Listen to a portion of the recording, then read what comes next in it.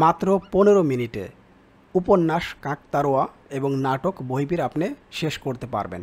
আপনি যে কোনো সৃজনশীল প্রশ্ন লিখতে পারবেন। এই কৌশলটি যদি আপনি জানেন, আমি যেভাবে বলবো যদি সেইভাবে আপনি পড়াটা শেষ করতে পারেন, মাত্র 15 মিনিট সময় দিন। অনেক সময় তো নষ্ট করেছেন, মাত্র 15 মিনিট আমি যেভাবে বলতেছি ঠিক সেইভাবে আপনি পড়ুন। এরপরে আপনি যে কোনো সৃজনশীল প্রশ্ন উত্তর করুন, দেখুন ম্যাজিক। চলেন শুরু করি।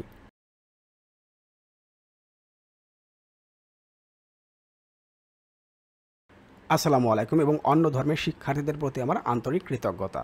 এসএসসি 2025 সকল বোর্ড, ইংলিশ ভার্সনের শিক্ষার্থী, দাখিল বা মাদ্রাসা বোর্ডের শিক্ষার্থী সকলের জন্য এটা প্রযোজ্য। আমরা প্রথমে উপন্যাস কাকতাড়ুয়া দেখব। কাকতাড়ুয়া উপন্যাস আমরা কিভাবে পড়ব, আমি আবারও বলছি, মাত্র 15 মিনিট সময় আপনি আমাকে দিবেন। আমি আপনাকে বলে দেব এই 15 মিনিট সময় আপনি কিভাবে পড়বেন। তাহলে উপন্যাসের আলোচনা পৃষ্ঠা নম্বর হচ্ছে 6, আমি এটা 5 বার পড়ব। এটাই হচ্ছে আপনার মেন পড়া। উপন্যাসের আলোচনা পৃষ্ঠা নাম্বার হচ্ছে 6, এটা আমি 5 বার পড়ব। এবং এই 5 বার আমি কি পড়ব, এই 6 নাম্বার পৃষ্ঠায় গুরুত্বপূর্ণ কিছু চরিত্রের কথা বলা হয়েছে। বুধা, আহাদ মুন্সি, শাহাবুদ্দিন, এই 3টা চরিত্রকে আপনি খুব ভালো মতো এখান থেকে পড়ে নেবেন, মূল উপন্যাস থেকে না, এখান থেকেই পড়ে নেবেন। পৃষ্ঠা নাম্বার হচ্ছে 6, আমরা একটু পৃষ্ঠা নাম্বার 6টা একটু দেখব। আমি চলে আসলাম 6 নাম্বার পৃষ্ঠা। এখানে কিন্তু দেখেন 6 নাম্বার পৃষ্ঠাটা একটু নিচের দিকে লেখা আছে উপন্যাসের আলোচনা কাকতাড়ুয়া। এখান থেকে আপনি পড়াটা স্টার্ট করবেন। মূল উপন্যাসের অর্থাৎ সহপাঠের বইটি খুলে আপনি 6 নাম্বার পেজে চলে যাবেন, অন্য কোনো পেজ দেখবেন না। আমি যে কথাগুলো বলতেছি ঠিক এভাবেই করে দেখুন। উপন্যাসের পেজ নাম্বার 6 আপনি চলে আসছেন, উপন্যাসের আলোচনা কাকতাড়ুয়া, এখান থেকে আপনি পড়াটা স্টার্ট করলেন। এখান থেকে পড়ে আমি দেখুন নিচের দিকে চলে আসব, পড়তে পড়তে নিচের দিকে চলে আসব। এখন এখানে শেষ হয়ে যাবে, এখানে শেষ হয়ে যাবে। দেখেন এখানে শেষ করে দিয়েছি কোথায়, এই বিকাশ তাই খুবই স্বাভাবিক বলে মনে হয়। কিশোর হিসেবে তার মুক্তিযুদ্ধে জড়িয়ে পড়ার বিষয়টি এভাবেই যৌক্তিক হয়ে ওঠে। এখন এই পর্যন্তই আমি পড়লেই কিন্তু হবে, এই পর্যন্ত পড়লেই কিন্তু হবে, এর বাইরে আর পড়তে হবে না। আমি আবারও বলতেছি, জাস্ট এই পর্যন্ত আপনি পড়ুন। এই পর্যন্ত পড়তে 15 মিনিট সময় লাগবে না, আপনি এই পর্যন্তই বারবার পড়েন। মূল উপন্যাসটা এখন আর পড়ার প্রয়োজন নেই, আপনি শুধু এই পর্যন্ত মূল ঘটনাগুলো পড়েন। এখানে যতটুকু ঘটনার কথা বলা হয়েছে প্রত্যেকটা ক্যারেক্টার সম্পর্কে, যে 3টা ক্যারেক্টার সম্পর্কে আমি বললাম, মানে চরিত্র সম্পর্কে বললাম, এখানে সেই চরিত্র সম্পর্কে ধারণা যতটুকু দেয়া হয়েছে ততটুকুই পড়ুন। এরপরে আপনি চলে যান সৃজনশীল প্রশ্নে। কি পড়বেন, ঢাকা, রাজশাহী, কুমিল্লা, দিনাজপুর 2024-এর প্রশ্ন। ঢাকা, রাজশাহী, কুমিল্লা, দিনাজপুর 2024 সালের প্রশ্ন পড়বেন। যদি 2024 সালের প্রশ্ন আপনার কাছে না থাকে, মানে সাপ্লিমেন্ট আপনি ক্রয় করেন নাই, সাপ্লিমেন্টের মধ্যেই মূলত 24 সালের কোশ্চেন সবগুলো পাওয়া যায়। এখন আপনার কাছে সাপ্লিমেন্টটা নাই, তাহলে আপনি কি করবেন, তাহলে আপনার গাইড আছে বা যেটাই থাক না কেন, অথবা আপনি গুগলে সার্চ করেও কিন্তু বিগত সালের প্রশ্নগুলো পেয়ে যাবেন। সেখান থেকে আপনি ঢাকা, রাজশাহী, কুমিল্লা, বরিশাল 2023-এর প্রশ্ন পড়বেন। 23-এর প্রশ্ন না থাকলে রাজশাহী, সিলেট, ময়মনসিংহ 2022-এর প্রশ্ন পড়বেন। আমি যে 3টা ক্যারেক্টারের কথা বলেছি, বুধা, আহাদ মুন্সি এবং শাহাবুদ্দিন, এই 3টা ক্যারেক্টার সম্পর্কে এই সৃজনশীলগুলোতে খুব ভালো মতো বলা হয়েছে। আমি শিওর আপনি এটা হয়ে যাবে। তাহলে 3টা ক্যারেক্টারের কথা আমি বলেছি, এটা মাথায় রাখবেন। হয়ে গেল আমাদের কিন্তু উপন্যাস পড়া শেষ। 15 মিনিটের মধ্যে আমি শিওর আপনি মূলটা পড়ে ফেলেছেন।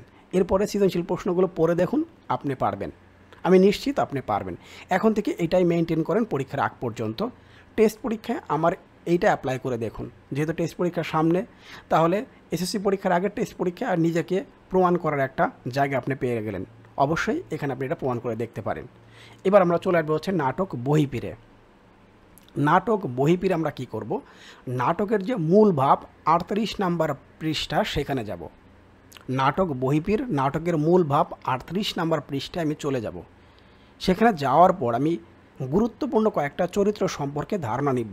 বহিঃপীর, তাহেরা, হাশেম আলী, হাতেম আলী, জমিদার গিন্নি এবং হকিকুল্লাহ। আবারও বলতেছি, এই ক্যারেক্টারগুলো হচ্ছে বহিঃপীর, তাহেরা, হাশেম আলী, হাতেম আলী, জমিদার গিন্নি এবং হচ্ছে হকিকুল্লাহ। এই 6টা ক্যারেক্টার সম্পর্কে আমার আইডিয়া নিতে হবে, এই 6টা ক্যারেক্টারের কার্যক্রমগুলো কী কী। মানে এই 6টা চরিত্র এই নাটকের মধ্যে কি কি রোল প্লে করেছে সেটা আমাকে জানতে হবে। যদি এটা আপনি জেনে যান, চলেন আমরা একটু দেখে আসি মূল বই থেকে। মূল বইয়ের যে আমাদের দেয়া আছে, চলে আসলাম আমরা 38 নাম্বার পৃষ্ঠায় চলে আসলাম। 38 নাম্বার পৃষ্ঠায় দেখতে পাচ্ছেন একেবারে নিচের দিকে লেখা আছে বহিঃপীর। এখান থেকেই পড়াটা আপনি স্টার্ট করবেন।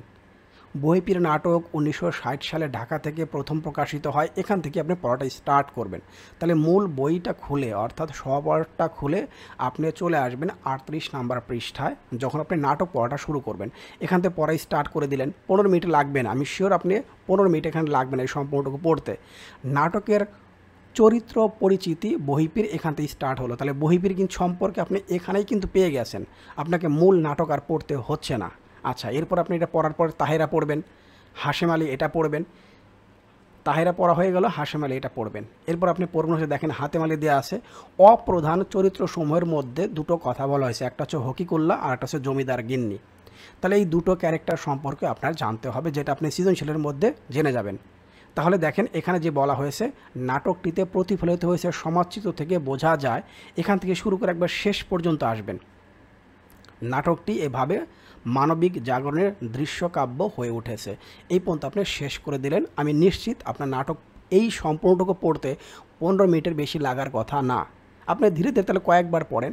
এবার পড়া হয়ে গেলে আমি সৃজনশীল প্রশ্ন কী কী ট্রাই করবো সেটা আমি একটু বলে দিচ্ছি। আপনি সৃজনশীল প্রশ্ন প্রথমে দেখবেন ঢাকা, যশোর, ময়মনসিংহ বোর্ড 2024-এর প্রশ্ন।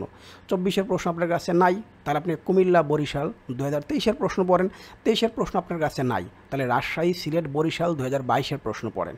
আমি যে প্রশ্নগুলো বললাম এই প্রশ্নগুলো পড়ে আপনি পরীক্ষা হলে গিয়ে অ্যাপ্লাই করে দেখুন, আপনার কাছে নাটক এবং উপন্যাস একদম ইজি মনে হবে। আমি নিশ্চিত 15 মিনিটের বেশি আপনার লাগার কথা না, আপনি যদি শুধু আমার এই প্রসেসটা মেনটেন করেন। তাহলে ঠিক এভাবে করে আপনি সম্পূর্ণ নাটক এবং উপন্যাসটা এখানে একবারে ক্লিয়ার করে রাখতে পারেন। যে প্রসেসগুলো বলে দিলাম এটাকে আপনাকে আবারও বলতেছি, একই কথা রিপিট করছি বারবার, অবশ্যই এইভাবেই পড়ুন। পড়া শেষ হয়ে গেছে, আমি মূল উপন্যাস এবং নাটক যতক্ষণে পড়ে শেষ করব, 2-3 ঘন্টা শেষ করব, আপনি ওই 2-3 ঘন্টার সময় অবশ্যই সৃজনশীলে ব্যয় করেন। আপনি এগিয়ে থাকবেন সবার চেয়ে। সৃজনশীল দিয়েই আপনি উপন্যাস এবং নাটকটা, আমি যে সৃজনশীলগুলো মার্ক করে দিলাম, এই সৃজনশীল প্রশ্নগুলো দিয়েই আপনার নাটক এবং উপন্যাস সম্পূর্ণটা শেষ হয়ে যাবে। সৃজনশীল পারলে উপন্যাসের মূল ঘটনা আপনি জেনে যাবেন, কিন্তু উপন্যাসের মূল ঘটনা জানলে আপনি সৃজনশীল লিখতে পারবেন না। আশা করি আপনি আমার কথাগুলো বুঝতে পারছেন। সৃজনশীলগুলো আপনি শিখলে উপন্যাসের মূল ঘটনা আপনি ইতিমধ্যে জেনে যাবেন, কিন্তু উপন্যাসের মূল ঘটনা জানলে সৃজনশীল লেখার ক্ষেত্রে আপনি বুঝতে পারবেন না এখানে কোন চরিত্র সম্পর্কে বলা হয়েছে। আপনি এক ঢিলে 2 পাখি মারবেন, ব্যাপারটা এরকম হবে। আশা করি আপনার কাছে আজকের ভিডিওটি ভালো লেগেছে। লাগলে অবশ্যই একটা লাইক করবেন, কমেন্টস করবেন। পাশাপাশি হচ্ছে আমার যে FB page SSC HSC BD by Raju Ahmed, পেজটি লাইক দিয়ে বা ফলো করে রাখবেন। ওখানে আমি সবসময় আপডেট আপনার জন্য দিয়ে রাখি। দেখেন প্রথম কমেন্টে লিঙ্কটা দেওয়া আছে। শুভেচ্ছা নিরন্তর।